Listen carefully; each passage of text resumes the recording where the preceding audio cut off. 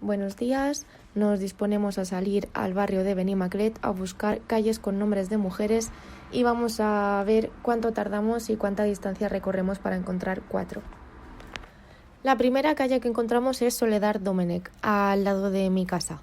Esta mujer fue simpatizante de la Asociación Cívica en la rama feminista de la derecha regional valenciana y fue asesinada por sus creencias religiosas al principio de la Guerra Civil. La siguiente calle es la calle de Leonor Giovanni, también fue asesinada en Torrent en el 36 a causa de sus convicciones religiosas y fue presidenta de la Acción Cívica de la Mujer, una entidad que socorría a los necesitados.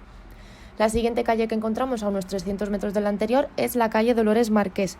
Esta mujer fue maestra inhabilitada por el régimen franquista en el 39 y que posteriormente fundaría un colegio privado bastante innovador en su sistema educativo. Después, a unos 2 kilómetros, encontramos la plaza de Santa Mónica. Esta mujer fue madre de San Agustín y patrona de las madres. Y esta estatua que encontramos aquí está dentro de la plaza de Santa Mónica y pertenece a la madre María Teresa Jornet. Esta mujer fundó la casa asilo de las hermanitas de los ancianos desamparados y creó 103 asilos en España y América antes de morir. Como vemos, tiene una calle justo en la misma plaza de Santa Mónica. Al final de esta calle, que es donde acaba la calle de la Madre Teresa Jornet, encontramos la calle de Santa Rita.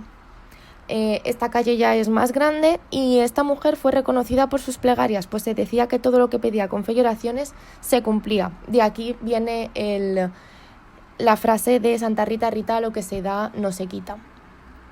Y ya está, como vemos, para encontrar estas calles hemos tardado 37 minutos y hemos recorrido casi 3 kilómetros. Y aquí el recorrido final, que hasta llegar a casa, que fueron 52 minutos en total, ya no encontré ninguna otra calle más con nombre de mujer, sino que presidían los hombres en todas ellas.